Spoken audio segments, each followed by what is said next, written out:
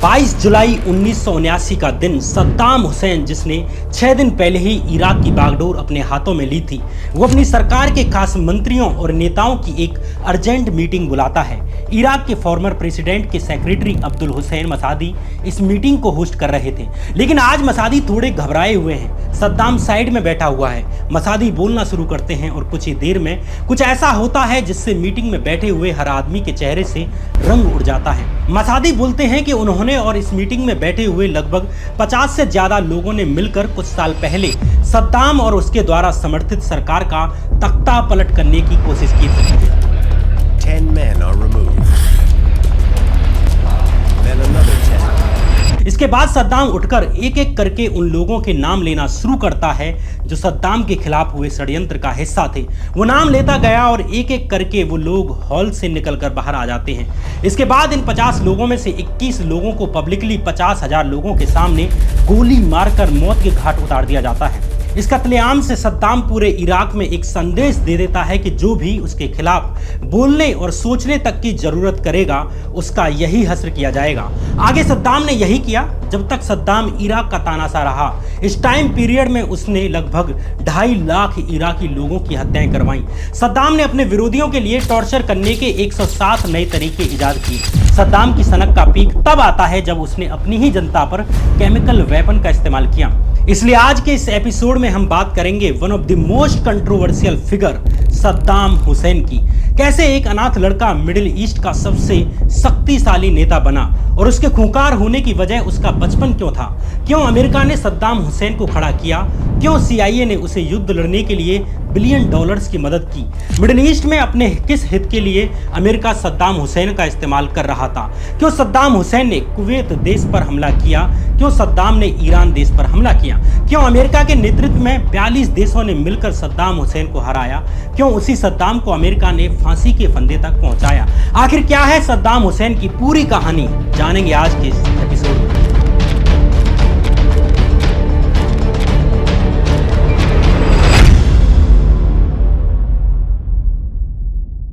नमस्कार, मैं श्याम मीरा सिंह। 28 अप्रैल 1937 के दिन इराक के तिक्रित शहर के अल अवजा इलाके में सद्दाम हुसैन का जन्म होता है। सद्दाम का जन्म मिट्टी के घर में हुआ जो असल में उसके मामा खैरल्लाह तलफा का था।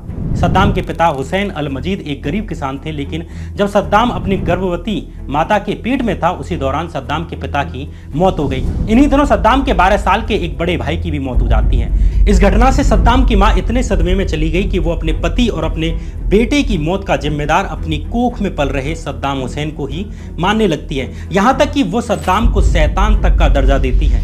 कहानियां ये भी चलती हैं कि सद्दाम की मां उसे अपने पेट में ही मार डालने के कई प्रयास करती भी हैं, लेकिन सारे प्रयास फेल हो जाते हैं। इसलिए वो खुद को ही मारने की कोशिश करती है, लेकिन यहाँ भी सद्दाम की मां को पड़ोस में मौजूद एक यहूदी परिवार बचा लेता है। तब शायद ही उस यहूदी परिवार ने सोचा होगा कि जिस अनबॉर्न चाइल्ड को उन्होंने बचाया है वो आने वाले समय में इराक में यहूदियों का नरसंहार करेगा। क्यों करेगा इसका पता आपको आगे इसी कहानी में पता चल जाएगा। सद्दाम के पैदा होने के बाद ही उसकी मां दूसरी शादी कर लेती है उसके चाचा से, लेकिन सद्दाम का सौतेला पिता यानी उसका चाचा इब्राहिम अल हसन उसे बचपन से ही प्रताड़ित करने लगता है। चूंकि सद्दाम उसके लिए एक अनवांटेड चाइल्ड की तरह था। अपने पिता की प्रताड़ना से परेशान होकर सद्दाम 11 साल की उम्र में ही अपना घर छोड़ देता है और अपने मामा खैरल्लाह तलफा के साथ रहने लगता है। जिस वक्त सद्दाम अपना बचपन जी रहा था उस वक्त इराक में कॉन्स्टिट्यूशनल मोनार्की चल रही थी। बार बार तख्ता पलट किए जाने की कोशिशें चल रही थी। वैसे साल 1932 में ही इराक ब्रिटेन से आज़ाद हो चुका था, लेकिन अभी भी ब्रिटेन ने इराक के साथ ऐसी संधियां की हुई थी कि ब्रिटेन का इराक पर अभी भी प्रभाव था। इराक की जमीन पर अभी भी ब्रिटेन के 2 मिलिट्री बेस मौजूद थे। इस कारण इराक के लोगों में एंटी ब्रिटिश सेंटिमेंट्स बहुत ज़्यादा थे। जब यूरोप में हिटलर का उदय हुआ तो इराकियों को लगने लगा कि जर्मनी के दम पर उन्हें ब्रिटेन से मुक्ति मिल जाएगी, इसलिए इराक में प्रो जर्मनी और एंटी ब्रिटिश भावनाएं पनपती हैं। द्वितीय विश्व युद्ध के दौरान ही साल 1941 में ब्रिटेन ने इराक से रिक्वेस्ट की कि वो इराक में ब्रिटेन के सैनिकों को आने दे, लेकिन इराक के प्रो नाजी जर्मनी प्रधानमंत्री राशिद अली अल कैलानी को लगा कि ब्रिटेन इसी बहाने इराक पर कब्जा कर लेगा। जब ब्रिटेन इराक में अपने सैनिक उतारने लगा तो इराक के प्रधानमंत्री ने सेना को आदेश दिया कि वो बगदाद के पास हब्बानिया में स्थित ब्रिटिश एयरबेस के पास कूच करे। साथ ही जर्मनी से ये भी कहा कि वो ब्रिटेन के खिलाफ इराक को सपोर्ट करे, लेकिन ब्रिटिश सेना ने इराकी सेना को बुरी तरह हरा दिया। राशिद अली को देश छोड़कर भागना पड़ता है। ब्रिटेन ने इराक में नई सरकार बना दी और वे लोग जिन्होंने राशिद का साथ दिया था उन्हें जेल में डालना शुरू कर दिया, उन्हें सजाएं दी जाती हैं। ऐसे ही आर्मी अधिकारियों में से एक थे सद्दाम के मामा खैरुल्लाह तलफा, जिन्हें आर्मी की नौकरी से हटा दिया जाता है। इस घटना ने सद्दाम हुसैन के जीवन पर बड़ा प्रभाव डाला, क्योंकि सद्दाम के मामा को न केवल आर्मी की नौकरी से अपमानित करके निकाला गया था, बल्कि 5 साल जेल में भी डाल दिया गया था। सद्दाम को वापस अपनी मां के पास रहने के लिए वापस अपने गांव लौटना पड़ता है। जब भी सद्दाम अपनी मां से पूछता मामा के बारे में, तो यही जवाब मिलता कि वो जेल में है। इस बात ने सद्दाम के मन में न केवल ब्रिटिशर्स के लिए नफरत भरी, बल्कि इराक की मोनार्की सरकार के खिलाफ भी नफरत भर दी। दूसरी तरफ सद्दाम का सौतेला पिता उसे बहुत प्रताड़ित करता था, उसे डंडे से पीटता और अपने लिए चोरी करके लाने के लिए भी भेजता। ऐसी भी खबरें हैं कि सद्दाम को जुवेनाइल डिटेंशन सेंटर में भी रहना पड़ा था। लेकिन साल 1947 में जब सद्दाम के मामा की जेल से रिहाई मिली, तो सद्दाम अपने गांव को छोड़ वापस अपने मामा के पास तिकरित आ जाता है। यहाँ सद्दाम दोबारा अपनी पढ़ाई शुरू करता है। अपनी पढ़ाई के बीच ही 20 साल की उम्र में, यानी साल 1957 में Saddam Hussain bath party join कर लेता है। इस पार्टी की विचारधारा सेक्युलर, सोशलिस्ट, रेडिकल और पैन अरबिज्म की थी। इस पार्टी का उद्देश्य अरब देशों से वेस्टर्न कंट्रीज के इन्फ्लुएंस को खत्म करना था। चूंकि बाथ पार्टी के लोग इजराइल को वेस्टर्न कंट्रीज का क्रिएशन मानते थे, इसलिए इजराइल को खत्म करना भी इस पार्टी का उद्देश्य था। इस पार्टी की स्थापना सीरिया के 2 लोगों ने की थी। पार्टी की डिसीजन मेकिंग नेशनल कमांड द्वारा ली जाती थी, जिसमें अरब देशों के प्रतिनिधि शामिल होते थे और हर देश के लिए रीजनल कमांड थी। एक तरह से बाथ पार्टी का उद्देश्य राजनीतिक तौर पर अरब देशों को एक करना था। ये अरब नेशनलिज्म ही वो चीज़ थी जिसने सद्दाम हुसैन को बाथ पार्टी ज्वाइन करने के लिए इंस्पायर किया। हालांकि सद्दाम की विचारधारा को सेप देने में सबसे बड़ा हाथ उसके मामा का था। सद्दाम के मामा खैरुल्लाह ने ही सद्दाम को अहमद हसन अल बकर से मिलवाया था, जो खैरुल्लाह के कजिन थे और आगे चलकर यही अल बकर इराक के राष्ट्रपति भी बनते हैं और इन्हें इराक की गद्दी से हटाने वाला कोई और नहीं बल्कि सद्दाम हुसैन ही होता है। क्यों? इसका जवाब इसी वीडियो में आगे मिल जाएगा। इराकी आर्मी में भर्ती होने के लिए सद्दाम हुसैन ने खूब कोशिशें की, लेकिन नौकरी नहीं मिलती है। बाथ पार्टी में सद्दाम को पहला काम हाई स्कूल के बच्चों को एंटी गवर्नमेंट एक्टिविटीज में लगाने का मिला। अगले ही साल यानी 21 की उम्र में सद्दाम पर एक सरकारी कर्मचारी की हत्या का आरोप लगा। इस कारण सद्दाम को जेल हो जाती है, लेकिन सबूतों के अभाव में 6 महीने बाद ही जेल से रिहा कर दिया जाता है। 5 जनवरी 1957 के दिन अमेरिकी राष्ट्रपति ड्वाइट डी आइजनहावर ने आइजनहावर डॉक्ट्रिन जारी की, यानी अमेरिका के लिए एक विदेश नीति की घोषणा की, जिसका उद्देश्य था मिडिल ईस्टर्न कंट्रीज से कम्युनिस्टों और सोवियत संघ रूस के प्रभाव को कम करना। आइजनहावर सिद्धांत के तहत अमेरिका ने ये घोषणा की कि वह किसी भी मिडिल ईस्टर्न कंट्री को इकोनॉमिक और मिलिट्री हेल्प करेगा जो कम्युनिज्म या बाहरी आक्रमण के खतरे का सामना कर रहा हो। इसके पीछे की कहानी बड़ी इंटरेस्टिंग है। दरअसल साल 1956 के जुलाई महीने में मिस्र के राष्ट्रपति गमाल अब्देल नासिर ने सुएज नहर का राष्ट्रीयकरण कर दिया, यानी नेशनलाइजेशन कर दिया। सुएज नहर उस समय यूरोप और एशिया के बीच एक इम्पोर्टेंट समुद्री मार्ग थी जो ब्रिटिश और फ्रांसीसी सरकारों के कब्जे में आती थी। लेकिन सुएज नहर के राष्ट्रीयकरण ने ब्रिटेन और फ्रांस के इकोनॉमिक और मिलिट्री इंटरेस्ट के लिए एक बड़ा झटका दे दिया। अब इस स्थिति से निपटने के लिए ब्रिटेन, फ्रांस और इजराइल ने एक गुप्त समझौता किया जिसे सेवर प्रोटोकॉल कहा जाता है। 29 अक्टूबर 1956 के दिन इजराइल ने मिस्र के सिनाई पेनिनसुला पर हमला कर दिया। इसके बाद ब्रिटेन और फ्रांस ने मिस्र में इंटरफेरेंस करते हुए सुएज नहर को दोबारा अपने कब्जे में लेने की कोशिश की। साथ ही मिस्र के राष्ट्रपति गमाल अब्देल नासिर को सत्ता से हटाने का प्लान बनाया। हालांकि अमेरिका और सोवियत संघ, रूस और यूएन की वजह से ब्रिटेन और फ्रांस को मिस्र में हस्तक्षेप करने से पीछे हटना पड़ा। ये वो घटना थी जहां से ब्रिटेन और फ्रांस की सुपर पावर का तमगा चला जाता है और विश्व के अगले नए दरोगा बनते हैं अमेरिका और रूस। वर्ल्ड पर कौन कंट्रोल करेगा, आगे की लड़ाई इन दोनों देशों के बीच ही होने वाली थी। एक कैपिटलिस्ट देश था और एक दूसरा कम्युनिस्ट। इसी कड़ी में अमेरिकी राष्ट्रपति आइजनहावर ने आइजनहावर डॉक्ट्रिन की घोषणा की ताकि अरब देशों में अमेरिकी इंटरेस्ट को बचाया जा सके। इसके पीछे एक बड़ा कारण ये भी था कि मिस्र देश में गमाल अब्देल नासिर का उदय हो रहा था। उन्हें सद्दाम हुसैन अपना हीरो मानता था।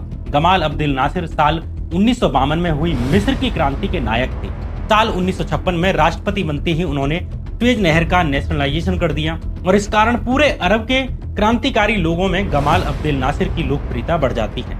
अरब देश भले ही आजाद हो चुके थे, लेकिन अभी भी उनकी अर्थव्यवस्था और तेल के संसाधनों पर वेस्टर्न कंट्रीज का कंट्रोल था। इसलिए मिडिल ईस्ट के लोगों में अरब नेशनलिज्म की भावनाएं अधिक पनप रही थीं और गमाल अब्देल नासिर पूरे अरब को एकजुट करने की विचारधारा का नेतृत्व कर रहे हैं। गमाल अब्देल नासिर के कारण पैन अरब नेशनलिज्म की भावनाएं लेबनान देश में भी प्रचलित हो जाती हैं। लेबनान की मुस्लिम जनता अब्देल नासिर के पैन नेशनलिज्म को सपोर्ट कर रही थी। वहीं लेबनान के राष्ट्रपति कैमिल चामोन जो सत्ता में थे, वो पश्चिमी देशों के समर्थक थे और नासिर के नेतृत्व वाले अरब राष्ट्रवाद और पैन अरबवाद का विरोध कर रहे थे। राष्ट्रपति कैमिले चामोन ईसाई थे और ब्रिटेन और अमेरिका के समर्थक थे, जबकि लेबनान मुस्लिम बाहुल एरिया था। इस कारण लेबनान के अंदर बड़े स्तर पर प्रोटेस्ट होने शुरू हो जाते हैं। लेबनान की मुस्लिम जनता लेबनान के राष्ट्रपति कैमिल चामोन से इसलिए भी नाराज थी क्योंकि उन्होंने सुएज नहर क्राइसिस के दौरान मिस्र पर हुए फ्रांस और ब्रिटेन के हमले का विरोध नहीं किया था। 23 सितंबर 1958 में लेबनान के राष्ट्रपति कैमिले चामोन का कार्यकाल पूरा होने वाला था और लेबनान का संविधान उन्हें आगे इलेक्शन लड़ने की अनुमति नहीं देता था, ऐसा नियम नहीं था। इसलिए राष्ट्रपति कैमिले ने अमेरिका से फौज की मदद मांगी ताकि वो दोबारा राष्ट्रपति बन सकें। राष्ट्रपति कैमिले द्वारा अमेरिकी आइजनहावर डॉक्ट्रिन को सपोर्ट करने के कारण लेबनान के विपक्षी नेता बुरी तरह से नाराज हो जाते हैं। अमेरिका ने लेबनान के इलेक्शन के लिए बाकायदा बजट जारी कर दिया ताकि प्रो अमेरिकी सरकार लेबनान में बनाई जा सके। इधर अब्दुल नासिर को पीछे से सोवियत संघ का सपोर्ट मिल रहा था, इसलिए अमेरिका को चिंता हुई कि कहीं अरब देशों में कम्युनिस्ट विचारधारा न बढ़ जाए। इससे रूस को फायदा मिलेगा और अमेरिका को नुकसान होगा। इधर गमाल अब्दुल नासिर के मिस्र देश और सीरिया ने यूनाइटेड अरब बनाने के सपने के लिए 1 फरवरी 1958 के दिन यूनाइटेड अरब रिपब्लिक की स्थापना कर दी। मतलब दोनों देश एक तरह से मर्ज हो गए। अब्दुल नासिर इस नए संघ के राष्ट्रपति बन जाते हैं, लेकिन इराक के राजा फैजल द्वितीय ने इस ग्रुप को रिकॉग्नाइज नहीं किया। इसके खिलाफ जाकर किंग फैसल और जॉर्डन दोनों देश एक साथ आ जाते हैं और उन्होंने अपना एक अरब फेडरेशन बना लिया। लेकिन सच यह है कि अरब की जनता वेस्टर्न कंट्रीज के प्रभाव से मुक्ति चाहती थी और पैन अरबवाद के साथ खड़ी थी। जिस तरह अरब राष्ट्रवाद के चलते लेबनान में एंटी वेस्टर्न मूवमेंट चल रहे थे, इससे डरकर जॉर्डन के राजा किंग हुसैन ने इराक से मदद मांगी। इराक के राजा फैसल द्वितीय ने इराकी सेना को जॉर्डन जाने का आदेश दे दिया, लेकिन किंग फैसल का ये आदेश उन्हीं की मौत का फरमान लेकर आता है। 14 जुलाई के दिन इराकी रॉयल आर्मी के ब्रिगेडियर अब्दुल करीम कासिम और कर्नल अब्दुल सलाम आरिफ ने फौज का रुख जॉर्डन के बजाय अपने ही देश की राजधानी बगदाद की तरफ मोड़ दिया और बगदाद शहर पर कब्जा कर लिया। इस तरह इराक में क्रांति का ऐलान हो जाता है। इस विद्रोह के दौरान इराक के राजा फैजल द्वितीय और क्राउन प्रिंस अब्द अल इलाह को अल रेहाब पैलेस में मौत के घाट उतार दिया जाता है। प्रधानमंत्री नूरी अल सईद जो भागने का प्रयास कर रहे थे, उन्हें भी पकड़कर मार दिया जाता है, उनके गोली मारी जाती है। इस तरह तख्ता पलट के बाद अब्दुल करीम कासिम इराक के प्रधानमंत्री बन जाते हैं और अब्दुल सलाम आरिफ उप प्रधानमंत्री बनते हैं और गृह मंत्री बनते हैं। मार्च 1959 तक नई इराकी सरकार ने प्रो वेस्टर्न कंट्रीज आर्मी गठबंधन यानी बगदाद पैक्ट से खुद को अलग कर लिया। दरअसल बगदाद पैक्ट अमेरिका द्वारा बनवाया गया एक पैक्ट था, जिसके तहत जो सदस्य आते थे वो इराक, तुर्की, ईरान, पाकिस्तान और यूके जैसे देश थे, जिसका उद्देश्य था रूस को अरब देशों से या अरब देशों में आगे बढ़ने से रोकना। लेकिन किंग फैसल के तख्ता पलट के बाद इराक के नए प्रधानमंत्री अब्दुल करीम कासिम ने इस बगदाद पैक्ट से खुद को अलग कर लिया और सोवियत संघ रूस के साथ नजदीकी संबंध स्थापित कर लिए। कुल मिलाकर अब इराक में एंटी अमेरिका और प्रो रूस सरकार आ चुकी थी। अब ये कैसे हो सकता था कि इराक में प्रो कम्युनिस्ट सरकार आ जाए और अमेरिका चुपचाप बैठ जाए? CIA कुछ करे ही नहीं, ऐसा कैसा हो सकता है? जल्द ही अमेरिकी खुफिया एजेंसी अब नई सरकार का तख्ता पलट करने का प्लान करने लगती है और इस तरह शुरुआत होती है सद्दाम और CIA के रिश्तों की। जब 14 जुलाई की क्रांति में जनरल कासिम ने हाशमाइट मोनार्की के किंग फैसल द्वितीय का तख्ता पलट किया था, तो बाथ पार्टी के लोगों ने जनरल कासिम का जमकर सपोर्ट किया था। उसकी कैबिनेट में भी वे लोग शामिल हुए, लेकिन जनरल कासिम ने भी इराक देश को यूनाइटेड अरब रिपब्लिक नाम के इस समूह में शामिल होने से इनकार कर दिया। इस कारण बाथ पार्टी के लोगों की जनरल कासिम से बिगड़ जाती है, क्योंकि वे इसे अरब देशों की एकता के लिए एक सपने को पूरा होने की तरह दिखते थे। लेकिन इराक के प्रधानमंत्री जनरल कासिम को लगता था कि अगर इराक को यूनाइटेड अरब रिपब्लिक का हिस्सा बना लिया तो इससे मिस्र का प्रभाव बढ़ेगा और अब्दुल नासिर के मुकाबले उनकी हैसियत थोड़ी डाउन हो जाएगी। इसलिए उन्होंने इराक को अरब देशों के इस समूह में शामिल नहीं किया। इस कारण जनरल कासिम और बाथ पार्टी के बीच विवाद हो जाता है। जनरल कासिम ने बाथ पार्टी और अरब यूनियनिस्ट लोगों को जेल में डालना शुरू कर दिया और उनकी हत्याएं करवाने लगे। बदले में बाथ पार्टी के लोगों ने, जो अभी अंडरग्राउंड थे, उन्होंने जनरल कासिम को ही निपटाने का प्लान बना लिया, जिसका जिम्मा मिला सद्दाम हुसैन को। जब जनरल कासिम की बाथ पार्टी से बनना बंद हो गई तो उसकी नजदीकियां इराकी कम्युनिस्टों से बढ़ने लगती हैं। उसने बाथ पार्टी के नेताओं को महत्व देना ही बंद कर दिया और कम्युनिस्टों को साथ लेना शुरू कर दिया। कम्युनिस्टों ने बाथ पार्टी के नेताओं को कुचलने में जनरल कासिम का जमकर साथ दिया था। कम्युनिस्टों और इराक के नए रूलर जनरल कासिम की दोस्ती ना तो बाथ पार्टी को पसंद आ रही थी और ना ही अमेरिका को पसंद आ रही थी। रूस का प्रभाव इराक में ना बढ़े, इसलिए ऐसा माना जाता है कि जनरल कासिम को मारने के लिए सद्दाम को किसी और ने नहीं बल्कि खुद अमेरिकन खुफिया एजेंसी CIA ने चुना था। इस बात का पता रिचर्ड टी सेल नाम के एक पत्रकार की रिपोर्ट से भी चलता है। खैर, सद्दाम बाथ पार्टी में अपनी दावेदारी मजबूत करने के लिए और पार्टी का एक मजबूत लीडर बनने के लिए इस प्रस्ताव को खुले हाथ स्वीकारता है, क्योंकि जनरल कासिम बाथ पार्टी के मेन एजेंडा पैन अरब नेशनलिज्म की जगह खुद के और इराक के हित को पहले रखने लगा था। इससे अरब के बाकी देश, खासकर इजिप्ट, भी कासिम से नाराज था। नतीजा ये हुआ कि अमेरिका की खुफिया एजेंसी CIA और इजिप्ट की खुफिया एजेंसी और बाथ पार्टी के टॉप लीडर्स और कुछ आर्मी के अधिकारियों ने मिलकर इराक के रूलर जनरल कासिम को मारने का प्लान बना लिया। इस तरह 7 अक्टूबर 1959 के दिन सद्दाम हुसैन और उसके साथियों ने जनरल कासिम की कार पर हमला कर दिया। इस हमले में जनरल कासिम घायल जरूर हुआ, लेकिन उसकी मौत नहीं होती है। हॉस्पिटल में ही जनरल कासिम ने बाथ पार्टी के लोगों को जड़ से मिटाने का आदेश दे दिया। रातों रात सद्दाम हुसैन अपने देश का मोस्ट वांटेड आदमी बन जाता है। सद्दाम की इमेज उस हीरो के जैसे बन गई जिसके हाथ में पिस्टल है और जो इराक में सबसे अधिक नफरत किए जाने वाले डिक्टेटर से लड़ने के लिए अपनी जान देने के लिए तैयार है। सद्दाम की बहादुरी को लेकर कहानियां बनने लगती हैं। जनरल कासिम पर हमले के बाद सद्दाम इराक छोड़कर सीरिया भाग जाता है, जो बाथ पार्टी का सेंटर था। यूनाइटेड अरब पार्टी की जॉइंट लीडरशिप ने सद्दाम का स्वागत किया। सीरिया में 3 महीने बिताने के बाद सद्दाम ने सीरिया का शहर दमिश्क छोड़ दिया और मिस्र की राजधानी कायरा के लिए निकल गया। आप में से कुछ दोस्त कंफ्यूज ना हो, इसलिए बता रहा हूं कि मिस्र और इजिप्ट एक ही देश हैं। दोनों नाम अलग अलग हैं, लेकिन देश एक ही है। खैर, मिस्र का शहर कायरा बाथ पार्टी की एक्टिविटीज का गढ़ था। यहाँ सद्दाम हुसैन बाथ पार्टी की मिस्र की लोकल ब्रांच में काम करने लगता है। यहाँ साल 1961 में सद्दाम ने फाइनली 24 साल की उम्र में अपनी ग्रेजुएशन पूरी कर ली और अगले ही साल सद्दाम ने लॉ यूनिवर्सिटी में एडमिशन ले लिया।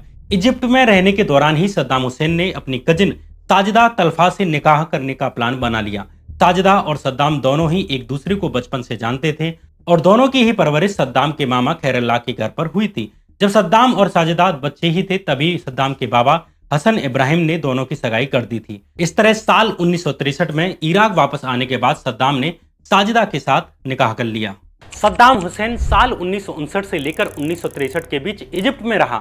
माना जाता है जब सद्दाम इजिप्ट में था तब वो अपना काफी समय इजिप्ट की राजधानी काहिरा में मौजूद US एम्बेसी में बिताता था, और इस बात की पुष्टि कोई और नहीं बल्कि अमेरिका के कई हाई रैंकिंग ऑफिशियल्स ने की है।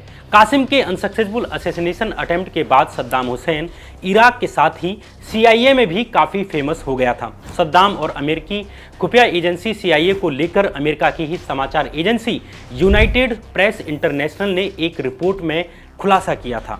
यूनाइटेड प्रेस इंटरनेशनल यानी UPI ने लगभग दर्जन भर पूर्व अमेरिकी डिप्लोमेट्स, ब्रिटिश स्कॉलर्स और पूर्व अमेरिकी खुफिया अधिकारियों का साक्षात्कार लिया था। यूनाइटेड प्रेस इंटरनेशनल की रिपोर्ट के अनुसार सद्दाम हुसैन की मुलाकात अमेरिकी अधिकारियों से 1959 में हुई थी और उस समय वो CIA द्वारा ऑथोराइज्ड एक 6 लोगों की टीम का हिस्सा था, जिसका काम तत्कालीन इराकी प्रधानमंत्री जनरल अब्दुल करीम कासिम की हत्या करना था। UPI के अनुसार 1970 के दशक में अमेरिका की नेशनल सिक्योरिटी काउंसिल के पूर्व स्टाफ सदस्य रहे रोजर मॉरिस ने कहा कि CIA ने कम्युनिस्ट विरोधी बाथ पार्टी को अपने टूल के रूप में चुना था ताकि वहां की कम्युनिस्ट शक्तियों को रोका जा सके और इराक को सोवियत प्रभाव से दूर रखा जा सके। UPI की रिपोर्ट कहती है कि farmer senior state department official के अनुसार जब सद्दाम हुसैन मात्र अपने 20s में था तभी वह इराकी प्रधानमंत्री अब्दुल करीम कासिम से छुटकारा पाने की रची जा रही अमेरिकी साजिश का हिस्सा बन गए थे। सद्दाम को बगदाद के अल रशीद स्ट्रीट पर कासिम के कार्यालय के ठीक सामने स्थित एक अपार्टमेंट में स्थापित किया गया ताकि वह कासिम की गतिविधियों पर नजर रख सके। इस रिपोर्ट में मिडिल ईस्ट के विशेषज्ञ और अनहोली बेबीलोन किताब के लेखक एडेल दरवेश का भी मेंशन किया गया है। इस रिपोर्ट के अनुसार सद्दाम हुसैन को इस मिशन में शामिल करने की योजना CIA की पूरी जानकारी के साथ की गई थी। सद्दाम का CIA हैंडलर एक इराकी डेंटिस्ट था जो CIA और मिस्र की खुफिया एजेंसी के लिए काम कर रहा था। UPI समाचार एजेंसी के अनुसार दरवेश के इस दावे की अमेरिकी अधिकारियों ने भी पुष्टि की है। दरवेश ने यह भी कहा है कि सद्दाम का पेमेंट कैप्टन अब्देल मकीद फारिद द्वारा किया जाता था, जो मिस्र के दूतावास में एक सहायक सैन्य अधिकारी था। फारिद ने अपने निजी खाते से अपार्टमेंट का किराया चुकाया था जिसमें सद्दाम हुसैन रहता था। अमेरिका के 3 फॉर्मर सीनियर US ऑफिशियल्स ने भी इस जानकारी की पुष्टि की है कि ये तथ्य सही हैं, ये फैक्ट्स करेक्ट हैं। एडेल दरवेश और CIA के पुराने अधिकारियों के अनुसार जब सद्दाम हुसैन जनरल कासिम पर हमला करने के बाद पहले सीरिया और उसके बाद मिस्र से जब लेबनान की राजधानी बेरूत में पहुंचा तो CIA ने उसके अपार्टमेंट का खर्चा उठाया और उसे एक ब्रीफ ट्रेनिंग कोर्स में डाला। इसके बाद CIA ने सद्दाम को मिस्र के शहर काहिरा पहुंचने में भी मदद की। काहिरा पहुंचने के बाद सद्दाम हुसैन अमेरिकी दूतावास में मिलने जाता था, जहां CIA विशेषज्ञ जैसे माइल्स कोपलैंड और CIA स्टेशन प्रमुख जिम आइसेलबर्गर जैसे लोग तैनात थे और सद्दाम को जानते थे। ये बातें खुद पूर्व अमेरिकी खुफिया अधिकारियों ने अमेरिकी समाचार संस्थान UPI को बताई हैं, ये हम नहीं कह रहे। कुल मिलाकर सद्दाम हुसैन CIA के नेटवर्क से बहुत अच्छे से जुड़ा हुआ था। अमेरिकी खुफिया एजेंसी CIA ने न केवल सद्दाम को पाला, उसे ट्रेन किया, बल्कि उसकी फंडिंग भी की। लेकिन CIA को नहीं मालूम था कि एक दिन सद्दाम हुसैन अमेरिका की तरफ ही फिर जाएगा और न सद्दाम को मालूम था कि उसकी जान कोई और नहीं बल्कि अमेरिका ही लेगा। इधर सद्दाम मिस्र में अपने निर्वासन के दिन काट रहा था, दूसरी तरफ इधर 8 फरवरी 1963 के दिन इराक की बाथ पार्टी और इराक के कुछ आर्मी अफसरों ने मिलकर प्रधानमंत्री जनरल कासिम की हत्या करके सत्ता का तख्ता पलट कर दिया। इस घटना को इराक की हिस्ट्री में रमादान रेवोल्यूशन के नाम से भी जाना जाता है। आरोप ये भी लगाए जाते हैं कि रमादान रेवोल्यूशन में भी बाथ पार्टी को किसी और का नहीं बल्कि अमेरिका का ही सपोर्ट मिल रहा था। कासिम के सपोर्टरों में भय फैलाने के लिए जनरल कासिम की डेड बॉडी को 5 मिनट की वीडियो में नेशनल टीवी पर भी चलाया गया। जिस तरह जनरल कासिम के समय बाथ पार्टी के लोगों को सताया गया था और यातनाएं दी गई थीं, अब वैसे ही बाथ पार्टी के लोगों ने भी कम्युनिस्टों और लेफ्टिस्टों का खून सड़कों पर बहाया, सैकड़ों विरोधियों को मार डाला। इसके साथ ही अब्दुल सलाम आरिफ, जो बाथ पार्टी के सदस्य नहीं थे, वे इराक के नए राष्ट्रपति बनाए गए। लेकिन नवंबर 1963 में ही बाथ पार्टी के भीतर खेमेबाजी शुरू हो जाती है। इस कारण दोबारा तख्ता पलट की कोशिशें हुई और सैकड़ों लोगों का खून बहा, लेकिन ये तख्ता पलट सफल नहीं हुआ। इस तरह तख्ता पलट होना इराक में एक तरह से ट्रेडिशन बन चुका था। आर्मी अफसर आपस में एक दूसरे का तख्ता पलट करते रहते। इसी क्रम में जुलाई 1968 में अब्दुल रहमान आरिफ को सत्ता से हटाकर अहमद हसन अल बकर को इराक का नया लीडर घोषित कर दिया गया। यहाँ खास बात ये थी कि ये अल बकर सद्दाम का रिश्तेदार था, जिसे सद्दाम के मामा ने सद्दाम से शुरू में ही मिलवाया था। इस वजह से सद्दाम को इराक का डेप्यूटी प्रेसिडेंट और बाथिस्ट रेवोल्यूशनरी कमांड काउंसिल का डेप्यूटी चेयरमैन बना दिया गया। वाइस प्रेसिडेंट बनते ही सद्दाम हुसैन धीरे धीरे बाथ पार्टी में भी अपना वर्चस्व बनाने लगता है, ताकि सही समय आने पर अपने ही भाई का तख्ता पलट कर सके। इसके लिए उसने गवर्नमेंट्स की इंपॉर्टेंट जगहों पर जैसे मिलिट्री, सिक्योरिटी आदि में अपने लोग अपॉइंट करने शुरू कर दिए। ये वो लोग थे जो ज़्यादा पढ़े लिखे नहीं थे, लेकिन जब सद्दाम ने उन्हें इतने बड़े बड़े पदों पर बिठाया तब ये लोग सद्दाम के लिए अपनी जान तक हाजिर करने के लिए तैयार हो गए। इस तरह धीरे धीरे सद्दाम हुसैन ने नई गवर्नमेंट के अंदर ही अंदर अपना एक अलग धड़ा बना लिया। इसके अलावा सद्दाम ने अपनी पार्टी में लोगों का दिल जीतने के लिए शिया मुस्लिमों पर अत्याचार करने शुरू कर दिए। अब आप सोच रहे होंगे कि इराक तो एक शिया बाहुल्य देश है, वहाँ पर सद्दाम हुसैन सियाओं पर ही अत्याचार करके बाथ पार्टी के लोगों का दिल कैसे जीत सकता था। दरअसल इराक भले ही सिया मेजोरिटी वाला देश है, लेकिन बाथ पार्टी एक सुन्नी मेजोरिटी वाली पार्टी थी जिसमें सुन्नी बाहुल्य नेताओं की भारी संख्या थी। इसलिए उन लोगों का समर्थन हासिल करने के लिए सद्दाम ने सियाओं पर अत्याचार करने शुरू कर दिए। साथ ही सद्दाम ने यहूदियों पर भी अत्याचार करने शुरू कर दिए और इसका कारण था इजराइल और इजिप्ट, सीरिया, जॉर्डन, इराक के बीच जून 1967 में हुआ युद्ध, जिसे 6 डे वॉर के रूप में भी जाना जाता है।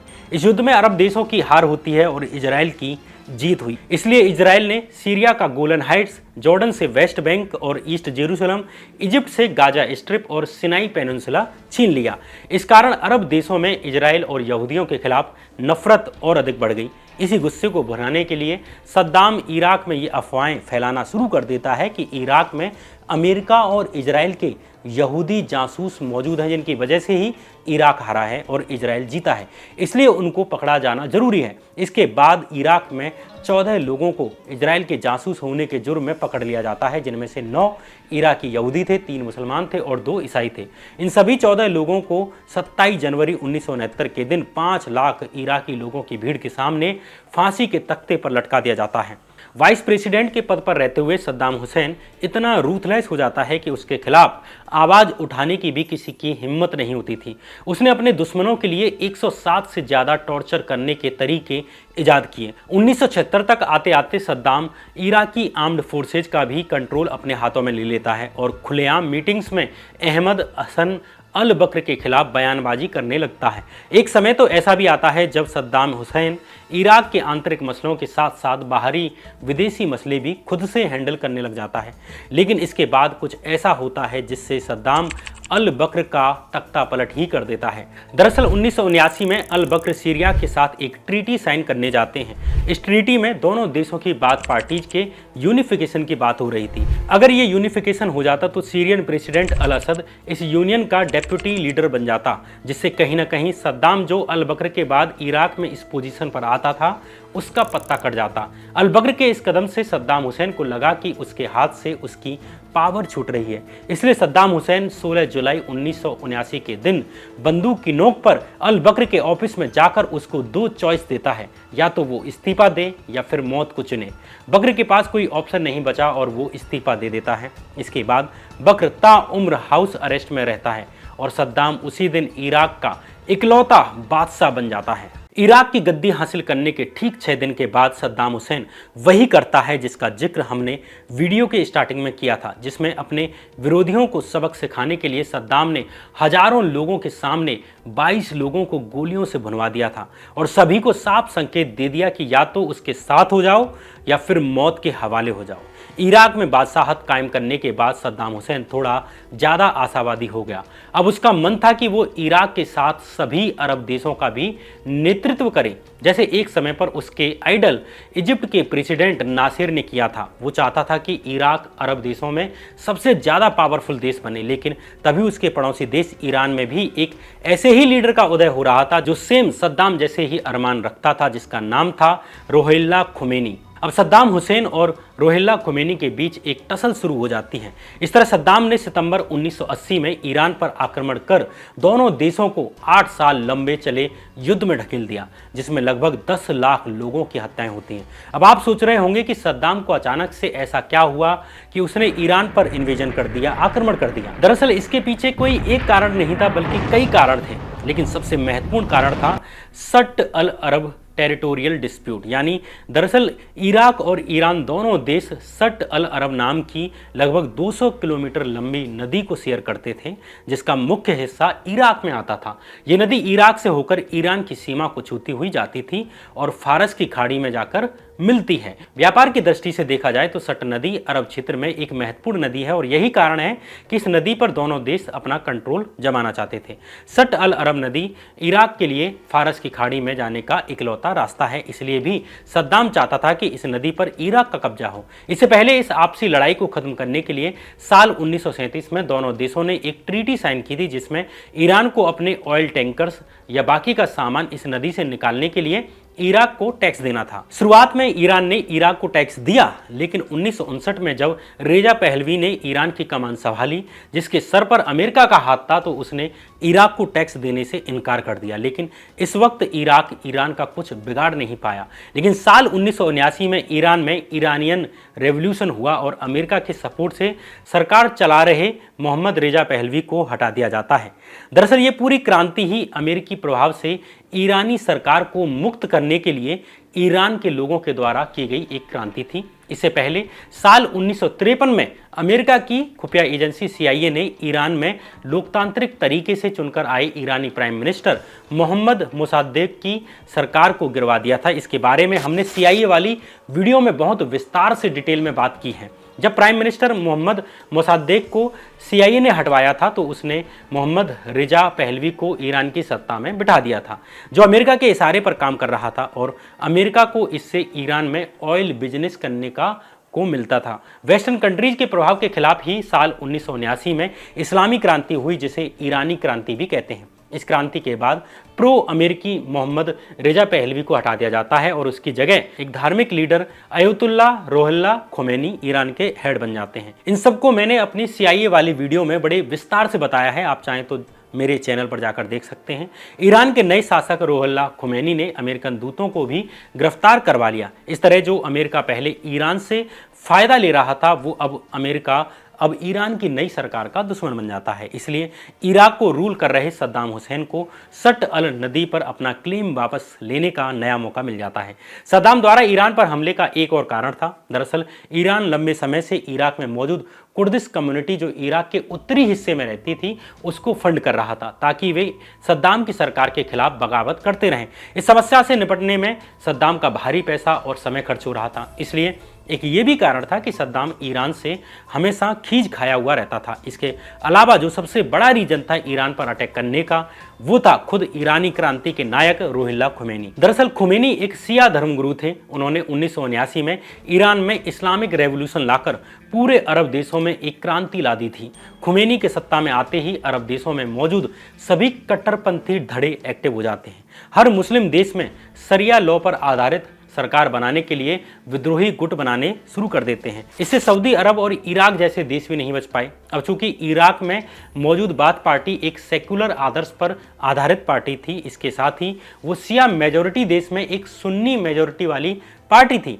इसलिए जब खोमेनी ईरान में सत्ता में आए, तो वे इराक में मौजूद मेजोरिटी कम्युनिटी यानी शियाओं को सद्दाम के खिलाफ भड़काने लगे। इराक की कुल आबादी में 70% शिया थे और इससे सद्दाम को डर लगने लगा कि अगर ये 70% शिया लोग उसके खिलाफ हो गए, तो नई हासिल हुई उसकी सत्ता से उसे जल्दी ही हाथ धोना पड़ जाएगा। इन्हीं सब रीजन्स की वजह से सद्दाम को लगने लगा कि ईरान पर अटैक करने का ये सबसे बेस्ट टाइम है, क्योंकि अभी इसके सर पर अमेरिका का हाथ नहीं है। इस तरह 22 सितंबर 1980 के दिन सद्दाम हुसैन ने ईरान पर एक फुल स्केल्ड आक्रमण कर दिया। इसी के साथ ही इराक ईरान युद्ध की शुरुआत होती है। शुरुआती महीनों में सद्दाम हुसैन ईरान के बड़े हिस्सों पर अपने कब्जे कर लेता है। यहाँ सद्दाम निश्चिंत था कि वो कुछ ही दिनों में ईरान अपने कब्जे में कर लेगा, लेकिन जब ईरान ने अपना फुल जोर दिखाया, तब सद्दाम हैरान रह गया। दरअसल एक तरफ जहां सद्दाम के पास अत्याधुनिक एयरक्राफ्ट्स थे, टैंक्स थे, वहीं ईरान के पास 12-12 साल के सुसाइड बॉम्बर थे, जो अपनी जान दांव पर लगाकर दुश्मन के टैंक्स के सामने जाकर उसके नीचे जाकर खुद को डिस्ट्रॉय कर लेते थे। इसी जज्बे के दम पर ईरान मात्र 2 सालों में ही जून 1982 तक अपने सभी क्षेत्र इराक से वापस ले लेता है। खास बात यह कि यहाँ खोमेनी के सपोर्ट में सिर्फ सीरिया और लीबिया जैसे छोटे देश थे, वहीं सद्दाम के सपोर्ट में Soviet union, America, Germany, France, Saudi Arabia और कुवैत जैसे देश थे। फिर भी ये युद्ध लगभग 8 सालों तक चलता है। इस युद्ध में अमेरिका ने इराक की फाइनेंशियल हेल्प के साथ मिलिट्री हेल्प भी की, यानी सद्दाम की मदद की ताकि वो ईरान को हरा सके। इस बीच सद्दाम की क्रूरता बढ़ती गई। जैसे 8 जुलाई 1982 के दिन सद्दाम ने 140 शियाओं को मौत के घाट उतार दिया, सिर्फ इस इल्जाम पर कि उन्होंने ईरानियों के सपोर्ट कर सद्दाम को मारने की कोशिश की है। इसके अलावा जैसा कि हमने बताया था कि इराक के नॉर्थ में कुर्द लोग रहते थे जिन्हें ईरान फंड किया करता था। इसलिए जब सद्दाम ईरान के साथ युद्ध में बिजी था, तब ये कुर्द लोग मौके का फायदा उठाकर सद्दाम के खिलाफ बगावत शुरू कर देते हैं, जिससे गुस्से में आकर सद्दाम साल 1983 में हाजी उमरान, जो इन कुर्द लोगों की टेरिटरी थी, वहां पर केमिकल वेपन से हमला कर देता है। इस हमले में सैकड़ों कुर्द लोग मारे जाते हैं। सद्दाम यहीं नहीं रुकता, बल्कि 16 मार्च 1988 के दिन सद्दाम हुसैन की सेना ने हलब्जा नरसंहार को अंजाम दिया। दरअसल हलब्जा नाम की जगह जहां इराकी कुर्द लोग रहा करते थे, उस जगह पर 2 दिन पहले ही ईरान ने कब्जा कर लिया था। इस कारण सद्दाम ने केमिकल वेपन का इस्तेमाल कर हलब्जा पर अटैक कर दिया। इस केमिकल वेपन के हमले में करीब 5000 लोग मारे गए। इस तरह इराक ईरान के बीच चला यह युद्ध करीब 8 साल तक चलता है। सद्दाम हुसैन और खुमैनी दोनों को ही लगने लगा कि दोनों देशों का भारी पैसा खर्च हो रहा है, लोग मारे जा रहे हैं, इकोनॉमी डूब रही है और दोनों देशों में से कोई देश एक गज जमीन भी नहीं जीत पाया है। इस तरह यूएन के हस्तक्षेप के बाद दोनों देशों ने शांति समझौते पर साइन कर दिए और इस तरह सितंबर 1980 में शुरू हुआ ये युद्ध अगस्त 1988 में समाप्त हो जाता है। इस युद्ध में दोनों साइड से करीब 10 लाख लोग मारे जाते हैं और दोनों देशों का लगभग 1.2 ट्रिलियन डॉलर्स पैसा इस युद्ध में खर्च हो जाता है। इस युद्ध से सद्दाम को 1 इंच जमीन भी हासिल नहीं होती, उल्टा इस युद्ध से इराक कर्जे में डूब जाता है। इराक का कर्जा उसकी जीडीपी का 1000% से भी ज़्यादा हो गया। इसके अलावा इराक के ऊपर बिना इंटरेस्ट के 130 बिलियन डॉलर्स का कर्जा हो जाता है। लेकिन फिर भी सद्दाम ने इराक में इस कदर जश्न मनाया जैसे वो युद्ध जीत गया हो। युद्ध खत्म होते ही सद्दाम ने इराक की दीवारों, गली नुक्कड़ों पर अपने स्टैच्यू लगवाने शुरू कर दिए, अपने फोटो पेंट करने शुरू कर दिए। लेकिन जैसे ही थोड़ा समय बीतता है, अब वे देश जिन्होंने सद्दाम को युद्ध लड़ने के लिए पैसे दिए थे, अब वो देश पैसा वापस मांगने लगते हैं। चूंकि 8 साल युद्ध में रहने की वजह से इराक की इकोनॉमी उस समय विश्व की सबसे लोएस्ट जीडीपी वाली इकोनॉमी बन चुकी थी, इसलिए इराक ये कर्जा उतारने में नाकाम रहता है। दरअसल 8 साल लंबे चले ईरान से इस युद्ध में सद्दाम ने लगभग 130 बिलियन डॉलर्स का कर्जा लिया था, जिसमें से 67 बिलियन डॉलर्स केवल सऊदी अरब और कुवैत का था। अब युद्ध खत्म होने के बाद सद्दाम दोनों देशों से इराक पर उनके कर्जे को माफ करने की विनती करता है, लेकिन दोनों देश मना कर देते हैं। यहाँ सद्दाम के पास 2 ऑप्शंस थे, एक तो वो कि वो लोन लेकर कर्ज चुकाए या फिर ईरान से भी छोटे इन दोनों देशों पर कब्जा करके न केवल अपना कर्ज माफ करवाए बल्कि उनके ऑयल रिसोर्सेज को भी अपने कंट्रोल में ले ले। और इस तरह सद्दाम हुसैन ने दूसरा ऑप्शन चुना। सद्दाम हुसैन कुवैत और सऊदी अरेबिया में से अपना पहला शिकार कुवैत को बनाता है। वो इसलिए क्योंकि अगर वो पहले सऊदी अरब पर अटैक करेगा तो ये पॉसिबल है कि सऊदी अरब का दोस्त अमेरिका जरूर रिटेलिएट करेगा और सद्दाम अमेरिका को नाराज नहीं करना चाहता था, इसलिए सद्दाम ने सबसे पहले कुवैत को चुना। इसके अलावा कुवैत से इराक के लंबे समय से टेरिटोरियल डिस्प्यूट भी थे। दरअसल इराक हिस्टोरिकली कुवैत को अपनी टेरिटरी का हिस्सा मानता है, मतलब अपना मानता है। इसके पीछे इराक का तर्क ये रहता है कि ओटोमन साम्राज्य के समय इराक और कुवैत दोनों इसी एम्पायर का हिस्सा थे, जिस पर अल सबाह फैमिली का रूल था। और जब इस हिस्से में धीरे धीरे वेस्टर्न इन्फ्लुएंस बढ़ रहा था, तब 1899 में अल सबाह फैमिली ने कुवैत वाले रीजन को चलाने के राइट्स ब्रिटिशर्स को दे दिए थे। अब फर्स्ट वर्ल्ड वॉर में ओटोमन साम्राज्य का जब खात्मा हुआ और इराक एक इंडिपेंडेंट स्टेट बना, तब ब्रिटिशर्स ने कुवैत को इराक से अलग कर दिया था, जो ओटोमन अंपायर के समय एक ही थे। अब जब पहले विश्व युद्ध में ओटोमन साम्राज्य का खात्मा हुआ और इराक एक इंडिपेंडेंट स्टेट बना, तब ब्रिटिशर्स ने कुवैत को इराक से अलग करके एक अलग देश बना दिया, जो ओटोमन अंपायर के समय एक ही थे। अब एक तरफ जहां इराक सट अल अरब नदी के लिए उस पर कंट्रोल जमाने के लिए फारस की खाड़ी में अपने रीच और एक्सेसिबिलिटी बढ़ाने के लिए ईरान से लड़ रहा था, तभी कुवैत के बन जाने से फारस की खाड़ी में इराक की एक्सेसिबिलिटी और अधिक कम हो जाती है। इससे इराक तकरीबन चारों तरफ से जमीन से गिर गया, यानी व्यापार के लिए कोई समुद्री सीमा नहीं थी या फिर नाम मात्र की एक समुद्री सीमा थी। इसलिए इराक ने कभी कुवैत को मान्यता दी ही नहीं और उस पर हमेशा अपना हक जमाया। इसलिए कुवैत को हथियाना भी हमेशा से सद्दाम की नीति का पार्ट था। इसके अलावा सद्दाम हुसैन कुवैत पर तेल के मार्केट प्राइस में छेड़छाड़ करने के भी आरोप लगाता है, जिससे इराक जो पहले से ही पैसे की तंगी से जूझ रहा था, उसको तेल के व्यापार में हो रही छेड़छाड़ से और अधिक आर्थिक नुकसान हो रहा था।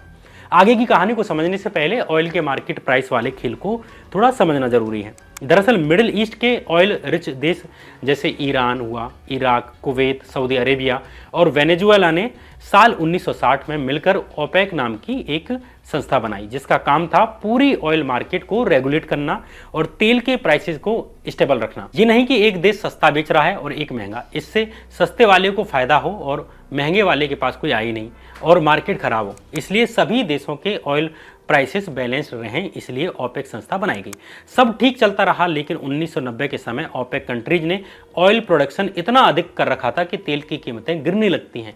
इस पर सद्दाम ने कुवैत पर इल्जाम लगाया कि वो जानबूझकर ज़्यादा तेल प्रोड्यूस कर रहा है ताकि ऑयल के दामों में कमी आए, और इससे $18 प्रति बैरल ऑयल के दाम $10 प्रति बैरल तक पहुंच गए हैं, जिसकी वजह से इराक को साल में $7 बिलियन का नुकसान हो रहा है। इसके अलावा सद्दाम ने कुवैत पर इल्जाम लगाया कि कुवैत अपने रुमेला ऑयल फील्ड से इराकी क्षेत्र में स्लैंट ड्रिलिंग कर रहा है, यानी तिरछी ड्रिलिंग कर रहा है, और अपनी जमीन से हॉरिजॉन्टल पाइप्स के थ्रू इराक के क्षेत्र में मौजूद तेल के भंडारों से तेल चुरा रहा है। हालांकि ओपेक संस्था इस इलीगल ऑयल ड्रिलिंग के सबूत इकट्ठा नहीं कर पाई, लेकिन उसने कुवैत देश को अपना ऑयल प्रोडक्शन घटाने को बोला, यानी 2 मिलियन बैरल पर डे से घटाकर 1.5 मिलियन बैरल पर डे करने को बोला। ओपेक के इस फैसले से कहीं ना कहीं कुवैत की गलती साबित हो जाती है, जिससे सद्दाम कुवैत से हट जाने के रूप में $10 बिलियन की मांग करता है, लेकिन कुवैत $10 बिलियन के बजाय मात्र $500 मिलियन ही देता है। इससे सद्दाम हुसैन और अधिक नाराज हो जाता है और 2 अगस्त 1990 के दिन कुवैत के शहरों पर बमबारी कर देता है। इस तरह इराक के हमले के साथ ही बहुचर्चित गल्फ वॉर की शुरुआत हो जाती है, लेकिन इस बार इराक को वैसे सपोर्ट नहीं मिला जैसे उसे ईरान से हमला करने के वक्त मिला था। एक तरफ इराक और दूसरी तरफ 42 देशों का गठबंधन, जिसका नेतृत्व कर रहा था अमेरिका। इधर सद्दाम के पास 9 लाख सैनिक थे, वहीं कुवैत के पास मात्र 16,000 थे, इसलिए दोनों देशों के बीच कोई मुकाबला नहीं था। सद्दाम को पूरे कुवैत पर कब्जा करने में मात्र 2 दिन लगे। कुवैत पर सद्दाम के कब्जे की खबर ने पूरी दुनिया को हिला दिया। अब सबको लग चुका था कि सद्दाम की सनक सिर्फ कुवैत तक ही नहीं रुकेगी, बल्कि उसका अगला निशाना सऊदी अरब होगा। चूंकि कुवैत और सऊदी अरब विश्व के टॉप ऑयल प्रोड्यूसर देश थे, इसलिए अगर सद्दाम ज़्यादा समय तक इन देशों पर कंट्रोल करता तो इससे ग्लोबल एनर्जी क्राइसिस आ जाता, यानी दुनिया में ऑयल की कमी पड़ जाती और इकोनॉमीज क्रैश कर जाती। इसलिए अमेरिका सद्दाम के खिलाफ कई देशों का एक गुट बनाने लगता है। इससे पहले की सभी घटनाओं के मौके पर अमेरिका ने सद्दाम को पैसे और इंटेलिजेंस मुहैया कराई थी, लेकिन यह पहली बार था जब बाजी उल्टी थी। अमेरिका के कहने पर यूनाइटेड नेशंस ने इराक पर ताबड़तोड़ सैंक्शंस लगा दिए और इराक को धमकी दी कि अगर 15 जनवरी 1991 तक वो अपनी सेना कुवैत से वापस नहीं निकालता तो जवाबी हमले के लिए तैयार रहे। जैसा कि पता ही था, सद्दाम यहां भी नहीं माना। इसके चलते 17 जनवरी 1991 के दिन अमेरिका सद्दाम हुसैन के खिलाफ 42 देशों का संगठन लेकर कुवैत को फ्री करने के लिए आ जाता है, जिसे डेजर्ट स्टॉर्म नाम दिया जाता है। इस गठबंधन ने कुवैत में मौजूद इराकी ठिकानों को मिट्टी में मिलाना शुरू कर दिया। सद्दाम को पता था कि वो इस युद्ध को नहीं जीत सकता, इसलिए उसने चालाकी करते हुए इजराइल पर एक साथ 88 मिसाइलों का ताबड़तोड़ हमला कर दिया, ताकि इजराइल भी अमेरिका के साथ युद्ध में शामिल हो जाए और 42 देशों के ग्रुप में मौजूद अरब देश खुद को इस गुट से अलग कर लें। लेकिन अमेरिका के कहने पर इजराइल ने कोई रिटेलिएट नहीं किया और अमेरिका ने इराक पर और ताबड़तोड़ हमले शुरू कर दिए। 42 देशों के आगे इराक कहां टिकने वाला था। मात्र 40 दिन के भीतर ही अमेरिका के इस गुट ने कुवैत को इराक से आज़ाद करा दिया। इस तरह 2 अप्रैल 1991 के दिन यूएन सिक्योरिटी काउंसिल ने रेजोल्यूशन 687 पास करके परमानेंट सीज फायर का ऐलान कर दिया। गल्फ वॉर को एंड कर दिया गया, लेकिन इसके बाद भी सद्दाम ने इराक में ये नारा बुलंद किया कि ये युद्ध भी वही जीता है। अपने लिए समर्थन इकट्ठा करने के लिए सद्दाम ने अपने खून से एक पूरी कुरान तक लिखवा दी, ताकि धार्मिक आधार पर लोगों का उसे समर्थन मिलता रहे। लेकिन कई विदेशी पाबंदियों के बाद और बैक टू बैक 2 युद्ध लड़ने के बाद इराक की इकोनॉमी कोलैप्स कर जाती है। लोग अब सद्दाम के बहकावे में नहीं आ रहे थे, क्योंकि इस दौरान इराक में भुखमरी से लगभग 1 लाख बच्चे मर चुके थे। तब भी सद्दाम अपनी मद में मस्त था, लेकिन सद्दाम का काल नज़दीक आ चुका था और इसका कारण बना ओसामा बिन लादेन का 9/11 का हमला। दरअसल 9/11 हमले के बाद पूरे विश्व में अमेरिका की ताकत पर सवाल उठने लगे। अमेरिका के अपने लोग गवर्नमेंट पर सवाल उठाने लगते हैं कि कैसे इतना बड़ा आतंकी हमला हुआ। अब अमेरिका को जल्द ही कुछ ऐसा करना था जिससे लोगों के सेंटिमेंट को शांत किया जा सके। अब लादेन को ढूंढना और उसको मारना और बदला पूरा करना, इसमें काफ़ी टाइम लगना था और मुश्किल टास्क था, क्योंकि अफ़गानिस्तान की पहाड़ियों में जो लादेन छुपा हुआ था उसे ढूंढना इम्पॉसिबल था। इसलिए इजी टारगेट के रूप में अमेरिका ने सद्दाम हुसैन को निपटाने का सोचा। रातों रात सद्दाम के संबंध अलकायदा से कनेक्ट कर दिए जाते हैं, जो लादेन का आतंकी संगठन था। अब सद्दाम पर इल्ज़ाम लगाया गया कि उसके पास वेपन ऑफ मास डिस्ट्रक्शन है। हालांकि 9/11 कमीशन ने ये साफ तौर पर कहा कि सद्दाम का अलकायदा से कोई लेना देना नहीं है। इसके अलावा यूएन इंस्पेक्शन टीम को भी वेपन ऑफ मास डिस्ट्रक्शन के कोई सबूत नहीं मिले। लेकिन फिर भी इन इल्जामों के दम पर 20 मार्च 2003 के दिन अमेरिका इराक पर इन्वेजन करता है। मात्र 1 महीने के अंदर ही यूएस फोर्सेज सद्दाम की सत्ता को उखाड़ फेंकती हैं। इराक में लंबे समय से चली आ रही सद्दाम की बादशाहत का अंत हो जाता है। हालांकि अभी भी सद्दाम हाथ नहीं लगा।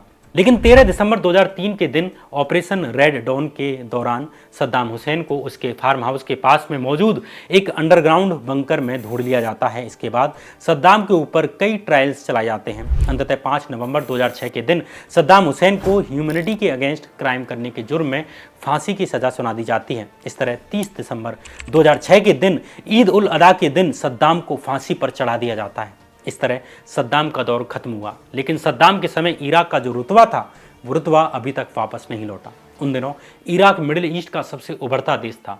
सद्दाम के जाने के बाद ही इराक में वर्ल्ड की डेडलिएस्ट ऑर्गेनाइजेशन इस्लामिक स्टेट यानी आईसिस का जन्म हुआ। जाने से पहले अगर आप हमारे चैनल को भी सब्सक्राइब करते हुए जाएंगे तो हमारा मनोबल बढ़ेगा। तब तक के लिए बने रहिए इसी चैनल पर। नमस्कार।